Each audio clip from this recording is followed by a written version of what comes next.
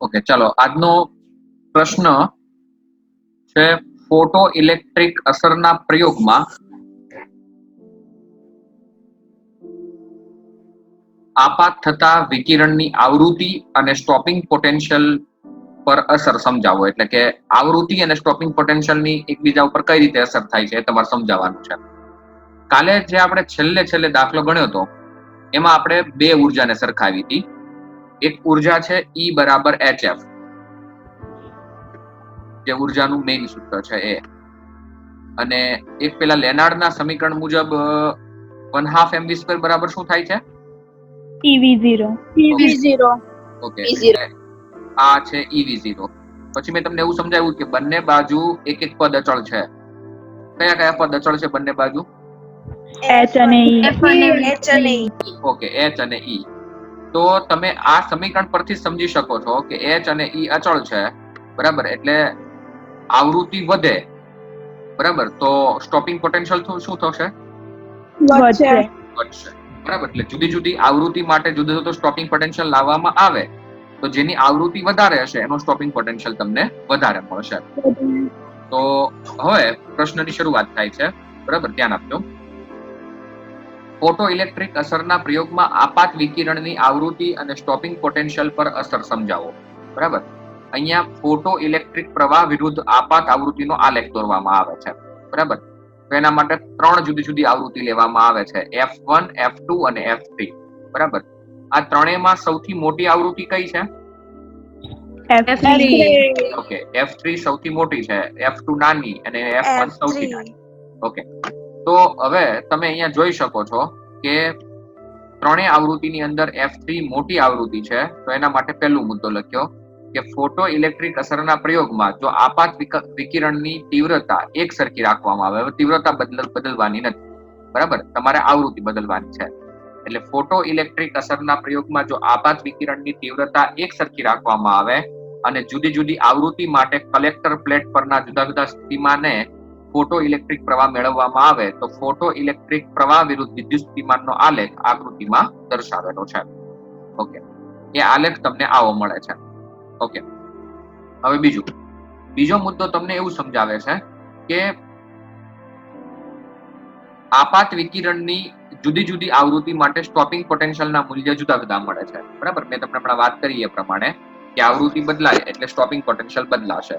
એટલે આપાત વિકિરણની જુદી જુદી આવૃત્તિ માટે સ્ટોપિંગ પોટેન્શિયલના મૂલ્ય આપણને જુદા જુદા મળે છે, પરંતુ સંતૃપ્ત પ્રવાહના મૂલ્ય એક સરખા જ મળે છે. બરાબર, જે આપણે આલેખમાં જોઈ શકીએ છીએ કે સંતૃપ્ત પ્રવાહનું જે મૂલ્ય છે એ આપણને એક સરખું જ મળે છે. બરાબર, આ સંતૃપ્ત પ્રવાહનું મૂલ્ય છે. સંતૃપ્ત પ્રવાહનું મૂલ્ય એટલે કે સંતૃપ્ત પ્રવાહ, બરાબર, એટલે આ જે લાઈન છે એ F3 હોય તો પણ લાઈન અહીંયા જ અટકે છે, F2 હોય તો પણ અહીંયા લાઈન અટકે છે અને F1 હોય તો અહીંયા લાઈન અટકે છે. તમને સંતૃપ્ત પ્રવાહની વ્યાખ્યા યાદ છે? જ્યારે ઉત્સર્જક પ્લેટમાંથી ઉત્સર્જતા ઇલેક્ટ્રોન પ્લેટ એ તરફ જાય ત્યારે પ્રવાહ મહત્તમ બને. મહત્તમ પ્રવાહ, ઉત્સર્જાયેલા બધા જ ઇલેક્ટ્રોન જો એ પ્લેટ તરફ જતા રહેતા હોય ને, બરાબર, તો તમને એ પ્રવાહ મહત્તમ મળે. બરાબર, એના કરતા મહત્તમ પ્રવાહ તમને મળી શકે નહીં. એ પ્રવાહને કહેવામાં આવે છે સંતૃપ્ત પ્રવાહ.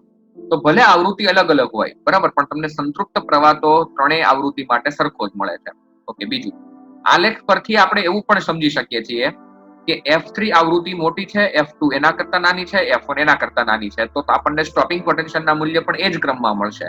બરાબર, F3 માટે તમને V03 મળશે, F2 માટે V02 મળશે અને F1 માટે V01 મળશે.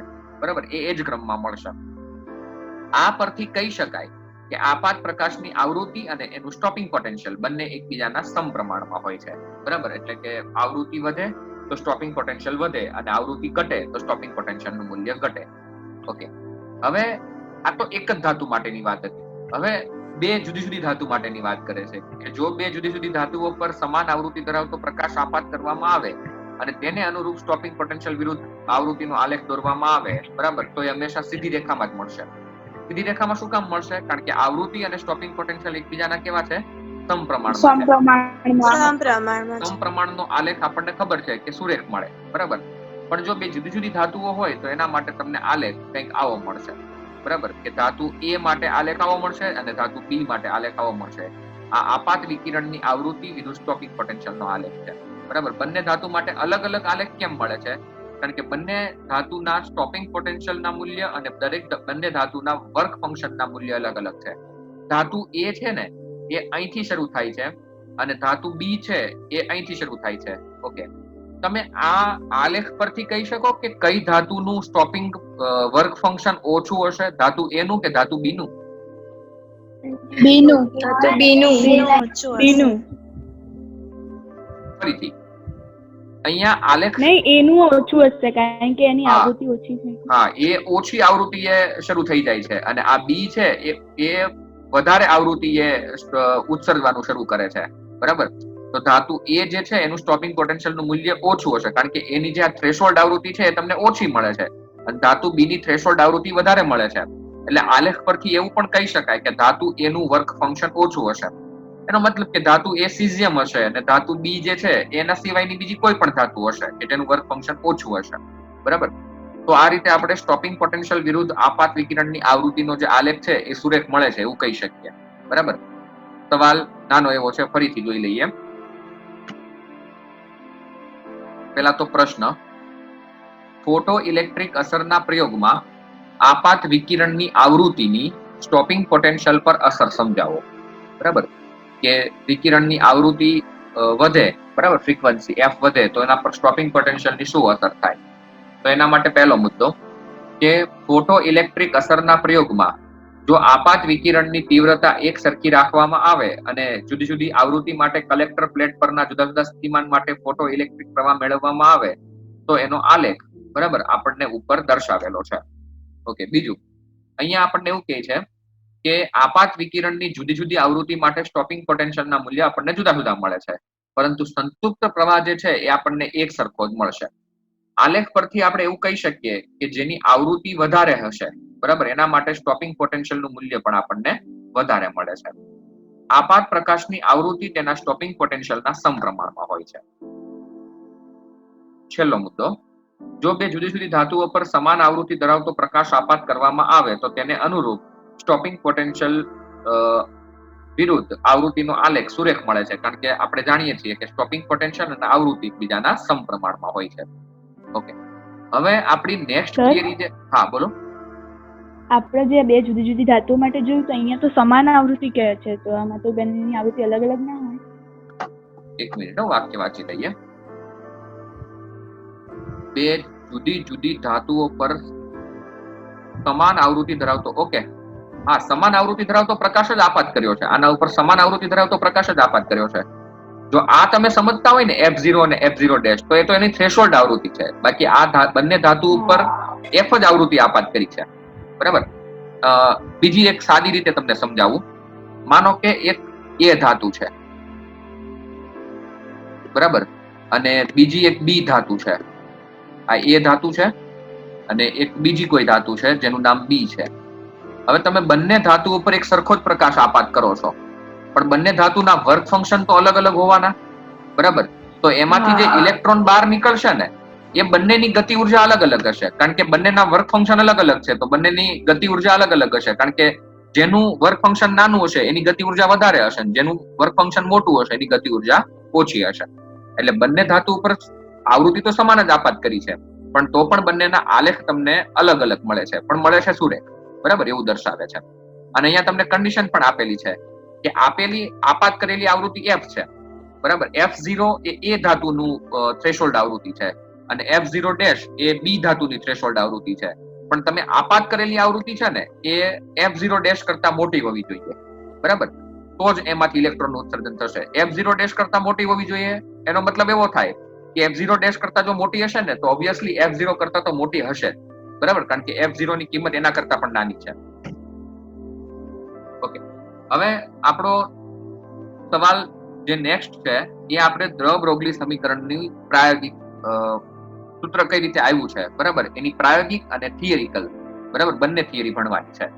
તો દ્રવ-બ્રોગલી સમીકરણ જે છે, બરાબર, એનું પહેલા આપણે થિયરિકલ સમીકરણ કઈ રીતે આવેલું છે એ સમજવું છે. ઓકે, દ્રવ-બ્રોગલી સમીકરણ માટે લેમ્બડાનું સૂત્ર શું છે પહેલા તો એ બોલો તો. H/mv અથવા H/p. H/mv. ઓકે, સરસ. આ સૂત્ર તમે કેમેસ્ટ્રીમાં ભણી ગયા છો, બરાબર. પણ હવે આનું સાદુરૂપ આની થિયરી કઈ રીતે આવી છે, આ સૂત્ર કઈ રીતે બન્યું છે, બરાબર, એ આપણે સમજવું છે. લેમડા બરાબર છે H/mp. ચાલો હવે પેલા તો આપણો પ્રશ્ન. તો પ્રશ્ન એવો છે કે દ બ્રોગલી અધિતર્ક લખી તેના પરથી દ બ્રોગલી તરંગ લંબાઈનું સમીકરણ તારવો. બરાબર. દ બ્રોગલી અધિતર્ક લખવો એનો મતલબ કે દ બ્રોગલી એ શું કહેવા માંગ્યું. તો પહેલો મુદ્દો કે દ બ્રોગલી એ સૈદ્ધાંતિક રીતે દર્શાવ્યું. બરાબર. આ પ્રાયોગિક રીત નથી, આ કઈ રીત છે? સૈદ્ધાંતિક. બરાબર. થિયરિકલ રીતે સાબિત કર્યું કે જ્યારે કોઈ દ્રવ્ય કણ ગતિ કરે, એટલે કે કોઈ પણ પદાર્થ ગતિ કરે ત્યારે એને બંને સ્વરૂપ હોય છે, તરંગ અને કણ. બરાબર. પણ એનું તરંગ સ્વરૂપ જે છે એ અસ્તિત્વ ધરાવે છે. બરાબર. અને એના માટે તરંગ લંબાઈ આપણે શોધી શકીએ. બરાબર. ફરીથી દ બ્રોગલી એ સૈદ્ધાંતિક રીતે દર્શાવ્યું કે જ્યારે કોઈ દ્રવ્ય કણ ગતિ કરે ત્યારે તે તરંગ સ્વરૂપ અસ્તિત્વ ધરાવે છે, અને એમ આ તરંગ સ્વરૂપ જે ધરાવે છે એની તરંગ લંબાઈ આપણે નીચે મુજબ લખી શકીએ. ઓકે. હવે આઈન્સ્ટાઈનનું વિશ્વવિખ્યાત સમીકરણ કયું છે? E બરાબર mc². ઓકે, તો આપણે પહેલા તો આ સમીકરણ લખીએ. E બરાબર mc². બરાબર. ધ્યાન આપજો. હવે E ની જગ્યાએ આપણે લખી શકીએ HF. બરાબર. E બરાબર આપણે લખી શકીએ HF. અને આને મેં સાદુ રૂપમાં આવી રીતે લખ્યું m/c/c. બરાબર. c² ને બે રીતે લખી શકાય, mc/c. ઓકે. હવે આગળ ધ્યાન આપજો. ફરીથી શું કર્યું છે? આઈન્સ્ટાઈનનું સમીકરણ લખ્યું પહેલા E બરાબર mc², E બરાબર લખ્યું HF, અને mc² ને લખ્યું m/c/c. ઓકે. હવે અહીંયા f ની જગ્યાએ લખી શકીએ આપણે c/λ. બરાબર. આવૃત્તિની જગ્યાએ લખી શકીએ c/λ. ઓકે. m/c ની જગ્યાએ p શું કામ લખ્યું, કોઈ કહેશે? કારણ કે વેગમાન છે, દળ ગુણ્યા વેગ. ઓકે. v બરાબર c. ઓકે. તો p બરાબર સૂત્ર છે mv. બરાબર. દળ ગુણ્યા વેગ, અને આ પણ દળ ગુણ્યા વેગ જ છે, દળ ગુણ્યા વેગ. પણ આ વેગ પ્રકાશનો વેગ છે એટલે અહીંયા p લખી શકાય. એટલે h, f ની જગ્યાએ c/λ. બરાબર. અહીંયા p અને અહીંયા c. ચાલો, બંને બાજુથી ઉડી શું જાય? c c ઉડી જશે. બંને બાજુથી c ગયા. બરાબર. તો લેમડા બરાબર થશે, આમ લેમડાને કરતા લેમડા બરાબર થશે h/p. ઓકે. અને p ની જગ્યાએ તમે mb લખી શકો. બરાબર. હવે કોઈને પ્રશ્ન થાય કે સર અહીંયા p બરાબર mc લખ્યું અને ફરી વાર પાછું p બરાબર અહીંયા mb લખ્યું. બરાબર. તો એવું શું કામ? જો શૂન્ય અવકાશમાં ગતિ કરતો હશે તો એનો વેગ પ્રકાશના વેગ જેટલો હશે, અને જો કોઈ માધ્યમમાં ગતિ કરતો હશે તો એનો વેગ v જેટલો હશે. એટલે તમે આ સમીકરણને બંને રીતે લખી શકો. h બરાબર mc પણ લખી શકો અને h બરાબર mv પણ લખી શકો. એ વેગ જે તે નિર્ધારિત કરેલા માધ્યમ પર આધારિત હોય છે. બરાબર. એટલે આ દ બ્રોગલી સમીકરણ છે એની સૈદ્ધાંતિક રજૂઆત છે. એ સૈદ્ધાંતિક રજૂઆત આઈન્સ્ટાઈનના સમીકરણ પરથી આવેલું છે. બરાબર. ફરીથી દ બ્રોગલી સમીકરણનો નાનો એવો સવાલ છે. પ્રશ્ન એવો છે કે દ બ્રોગલી અધિતર્ક લખી તેના પરથી દ બ્રોગલી તરંગ લંબાઈનું સમીકરણ મેળવો. ઓકે. તો પહેલો મુદ્દો, દ બ્રોગલીએ સૈદ્ધાંતિક રીતે દર્શાવ્યું કે જ્યારે કોઈ દ્રવ્ય કણ ગતિ કરે ત્યારે તે તરંગ સ્વરૂપ પણ અસ્તિત્વ ધરાવે છે, એટલે કે એના માટે તરંગ સ્વરૂપ પણ હોય છે. અને આ કણની તરંગ લંબાઈ આપણે નીચે મુજબ લખી શકીએ. ઓકે. પહેલા તો આઈન્સ્ટાઈનનું સમીકરણ E બરાબર mc². તો E બરાબર થશે અહીંયા HF. બરાબર. mc² ને લખીએ અહીંયા mc/c. f ની જગ્યાએ લખ્યું આપણે c/λ. m/c એટલે દળ ગુણ્યા વેગ, એટલે વેગમાન. બંને બાજુથી c જશે તો લેમડા બરાબર થશે h/p. બરાબર. અને અહીંયા લખી શકીએ આપણે લેમડા બરાબર h/mp. બરાબર. આ દ બ્રોગલી સમીકરણ બને છે. ઓકે. હવે થોડા દાખલા પર જઈએ.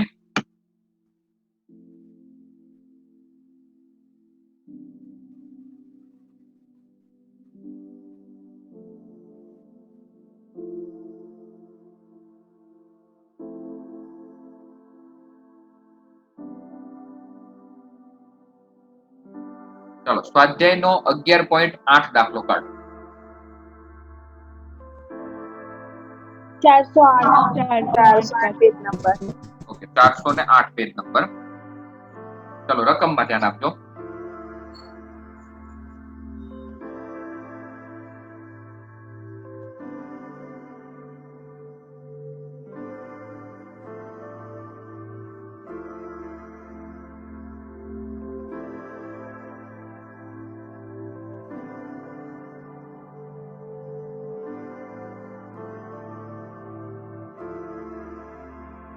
ચાલો એમ તમને અહીંયા એવું કીધું છે ચોક્કસ ધાતુ માટે થ્રેશોલ્ડ આવૃત્તિ કેટલી છે 3.3 ગુણ્યા 10^14 હર્ટ્ઝ. ઓકે, અને આ ધાતુ ઉપર 8.2 ગુણ્યા 10^14 હર્ટ્ઝ ધરાવતો આવૃત્તિનો પ્રકાશ આપાત થતો હોય. તમને પહેલી આવૃત્તિ આપીને થ્રેશોલ્ડ આવૃત્તિ છે, બરાબર, એટલે F0 લખ્યું આપણે અહીંયા. અને બીજી જે આવૃત્તિ આપી 8.2 ગુણ્યા 10^14 હર્ટ્ઝ એ આપાત કરેલી આવૃત્તિ છે. ઓકે, આપાત કરેલી આવૃત્તિ થ્રેશોલ્ડ આવૃત્તિ કરતા વધારે છે તો ફોટો ઇલેક્ટ્રોનનું ઉત્સર્જન થશે કે નહીં થાય? થશે. થશે. થશે, બરાબર, કારણ કે થશે. થ્રેશોલ્ડ આવૃત્તિ કરતા આવૃત્તિ આપણી મોટી છે, બરાબર, તો ફોટો ઇલેક્ટ્રોનનું ઉત્સર્જન થવું જોઈએ. તમારે શું શોધવાનું છે તો કે કટ ઓફ વોલ્ટેજ શોધવાનું છે. ઓકે, એટલે V0 નું મૂલ્ય ગણવાનું છે. તમને પ્રશ્ન એવો પૂછેલો છે કે ફોટો ઇલેક્ટ્રિક ઉત્સર્જન માટે કટ ઓફ વોલ્ટેજ નું મૂલ્ય શોધો. ઓકે, ચાલો આપણા આઇન્સ્ટાઈન નું સમીકરણ છે 1/2 mv² બરાબર hf માઇનસ φ0, બરાબર. 1/2 mv² ની જગ્યાએ લેનાર્ડ ના સમીકરણ પ્રમાણે લખાશે ev0. ev0 બરાબર hf માઇનસ hf0, બરાબર. અહીંયા φ0 ની જગ્યાએ hf0 લખી દીધું થ્રેશોલ્ડ આવૃત્તિ માટે. આ બંનેમાંથી કોમન શું નીકળશે? H.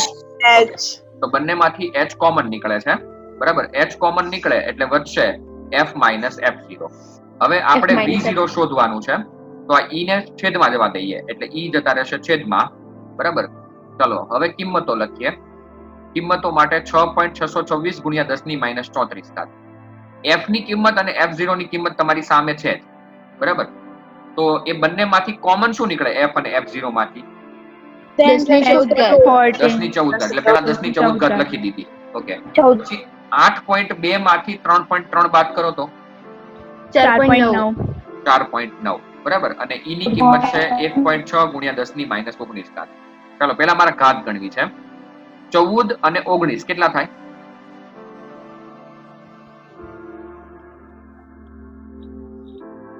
તેત્રીસ. બરાબર, 14 અને 19 33. પછી +33 -34 એટલે 10^-1.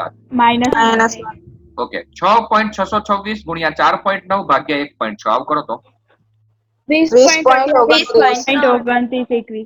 ઓકે 20 એટલે નિયરલી ઇક્વલ ટુ 20.3 કહેવાશે, બરાબર. 20.3 ગુણ્યા 10^-1.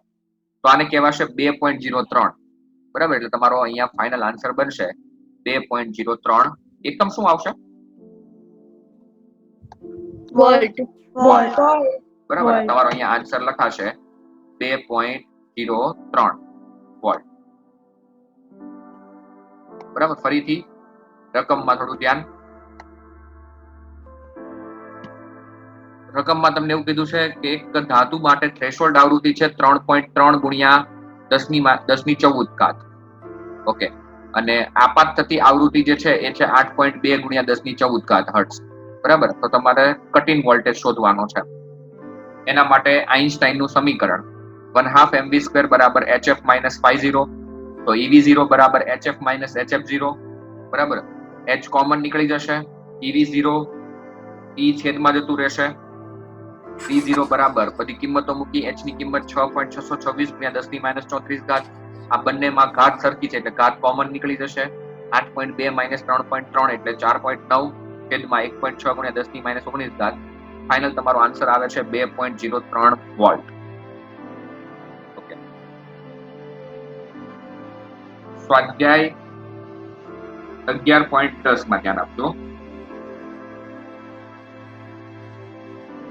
ચલો, રકમમાં એવું કીધું છે કે ધાતુની સપાટી પર 7.21 ગુણ્યા 10^14 હર્ટ્ઝ તરંગ લંબાઈ વાળો પ્રકાશ આપાત થાય છે. તમને આવૃત્તિ આપેલી છે. ઓકે, આવૃત્તિની કિંમત આપેલી છે 7.21 ગુણ્યા 10^14 હર્ટ્ઝ. ઓકે, આટલી તમારો અવાજ અટકી આવશે. સર તમારો અવાજ કપાય છે. ઓકે, એક મિનિટ ચાલુ રાખજો બધા.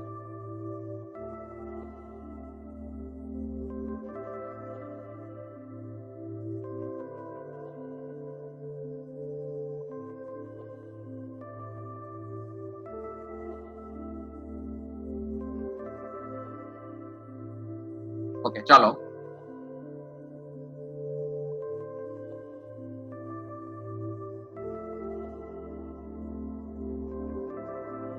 આવે છે અવાજ? હવે હા હા સર. ઓકે, સ્ક્રીન દેખાય છે ને બધાને? હા દેખાય છે. હા દેખાય છે સર. હા સર. ઓકે, ચાલો ધ્યાન આપો. સ્વાધ્યાય 11.10 ની અંદર ધ્યાન આપજો. તમને એવું કીધું છે ધાતુની સપાટી પર 7.21 ગુણ્યા 10 ની 14 ઘાત હર્ટ્ઝ આવૃત્તિ તરંગ લંબાઈ ધરાવતો, કે તરંગ લંબાઈ ના આવે, આવૃત્તિ આવશે, બરાબર? કારણ કે હર્ટ્ઝ જે આવૃત્તિનો એકમ છે, એટલે થોડી ત્યાં પ્રિન્ટિંગ મિસ્ટેક છે. એક ધાતુની સપાટી પર 7.21 ગુણ્યા 10 ની 14 ઘાત હર્ટ્ઝ આવૃત્તિનો પ્રકાશ આપાત થાય છે, એટલે આ તમને આવૃત્તિ આપેલી છે. ઓકે, એ આપાત કરતા એમાંથી ફોટો ઇલેક્ટ્રોનનું ઉત્સર્જન થાય છે, અને ફોટો ઇલેક્ટ્રોનનું જે ઉત્સર્જન થાય એમાં મહત્તમ ઝડપ તમને આપી છે 6 ગુણ્યા 10 ની 5 ઘાત મીટર પર સેકન્ડ, એટલે એ તમને મેક્સિમમ વેગ આપેલો છે, બરાબર? તો તમારે ગણવાનું શું છે અહીંયા? થ્રેશોલ્ડ આવૃત્તિ. ઓકે, થ્રેશોલ્ડ આવૃત્તિ ગણવાની છે. ઓકે, ચાલો આપણે આઈન્સ્ટાઈનનું સૂત્ર લખીએ. આઈન્સ્ટાઈનનું સમીકરણ 1/2 mv² બરાબર hf માઇનસ ϕ0, બરાબર, જેને આપણે hf માઇનસ hf0 પણ કહી શકીએ. ઓકે, હવે આપણે આ બંને જે પદ છે એમાંથી કોમન શું નીકળી જશે? H. h, બરાબર. એ h જતો રહેશે છેદમાં, તો f માઇનસ f0 બરાબર થશે mv²/2h, બરાબર. ચાલો હવે આ બાજુનું પદ એમને એમ રહેવા દઈએ, આ બાજુ સાદું રૂપ આપીએ. ચાલો, દળ ઇલેક્ટ્રોનનું છે 9.1 ગુણ્યા 10 ની -31 ઘાત. વેગની કિંમત તમને કેટલી આપેલી છે? 6 ગુણ્યા 10 ની 5 ઘાત. 10 ની 5 તો એનો વર્ગ 6 નો વર્ગ થશે 36, અને 10 ની 5 ઘાત નો વર્ગ થશે 10 ની 10 ઘાત. 10 ઘાત. ઓકે, બે એમના એમ, h ની કિંમત 6.626 ગુણ્યા 10 ની -34 ઘાત. ચાલો હવે પેલા ઘાત ગણીએ. 10 અને પ્લસ 34, માઇનસ 21. 10 પ્લસ 34 44. 44 માંથી 31 જાય તો 13. ઓકે, 10 ની અહીંયા 13 ઘાત આવી. પછી આવે છે આનું સાદુરૂપ આપો તો કેટલું આવે છે? 24.72. ઓકે, 24.72 ગુણ્યા 10 ની 13 ઘાત, એટલે 2.47 ગુણ્યા 10 ની 14 ઘાત, બરાબર. આ f માઇનસ f0 ની કિંમત મળી તમને. હવે f0 ને કરતા બનાવો તો એ આ બાજુ આવશે એટલે ધન થઈ જશે, અને આખું પદ આ બાજુ જશે એટલે ઋણ થશે, એટલે f માઇનસ 2.47 ગુણ્યા 10 ની -14 ઘાત. ઓકે, f ની કિંમત તમને કેટલી આપેલી છે? 7.21 ગુણ્યા 10 ની 14 7.21 ગુણ્યા 10 ની 14 ઘાત. 14 ઘાત. 7.21 માંથી 2.47 બાદ કરો તો 4.74. ઓકે, 4.74 ગુણ્યા 10 ની 14 ઘાત હર્ટ્ઝ, બરાબર. આ તમને મળે છે થ્રેશોલ્ડ આવૃત્તિ, બરાબર. ફરીથી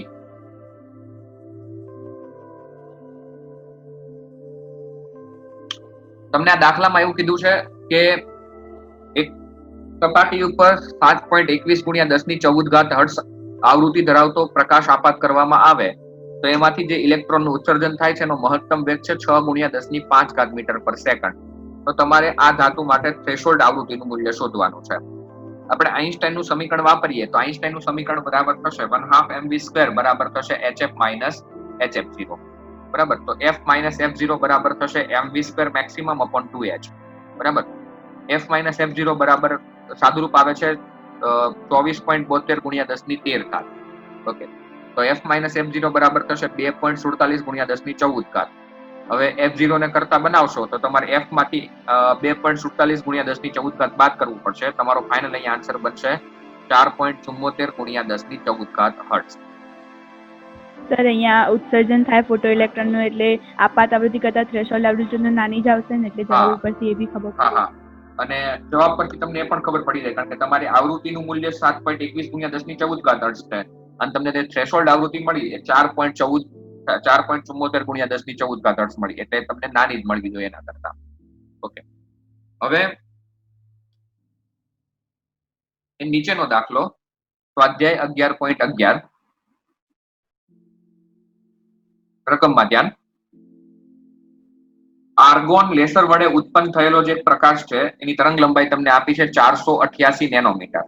488 નેનોમીટર એટલે થશે 488 ગુણ્યા 10 ની -9 ઘાત મીટર. ઓકે, તમને એવું કીધું છે કે ફોટો અસરમાં ઉપયોગ થયો છે જ્યારે આ વર્ણપટ રેખાનો પ્રકાશ ઉત્સર્જક પર આપાત થાય ત્યારે સ્ટોપિંગ પોટેન્શિયલ અથવા તો કટ ઓફ પોટેન્શિયલ કેટલું મળે છે 0.38 38 વોલ્ટ. ઓકે, તમારે શોધવાનું શું છે?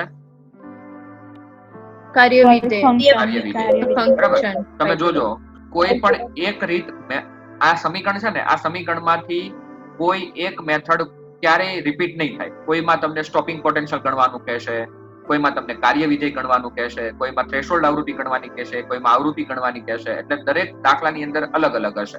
બરાબર. આમાં તમારે શોધવાનું છે વર્ક ફંક્શન. ઓકે, આઈન્સ્ટાઈનનું સમીકરણ લખવાનું પહેલા 1/2 mv² બરાબર hf - phi0. બરાબર. તો phi0 ને કરતા બનાવો તો થશે hf - ev0. ઓકે, હવે કિંમતો લખીએ. ચાલો, હા, થોડું અહીંયા મારે તમને સમજાવવાનું છે. આ જે સૂત્ર આપણે છેલ્લું આવ્યું ને કે phi0 બરાબર hf - ev0, બરાબર. તમે અહીંયા v0 ની જગ્યાએ કેટલી કિંમત લખી શકો?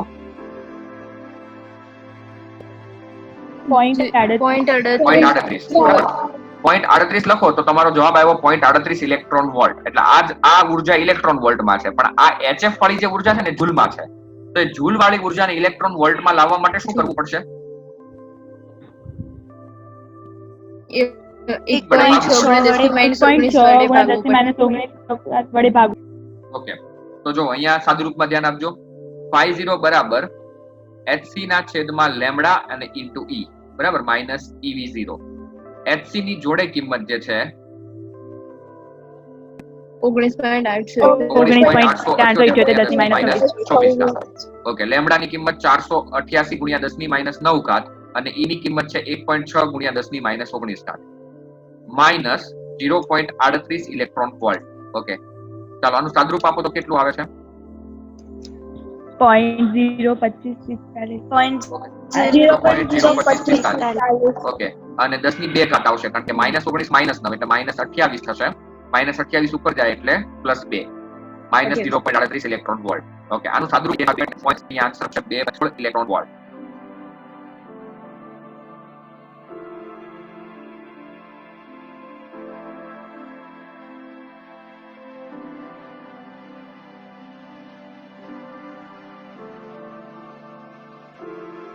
ઓકે, થોડો નેટનો પ્રોબ્લેમ છે ને એટલે આજે અહીંયા સુધી રાખીએ છીએ.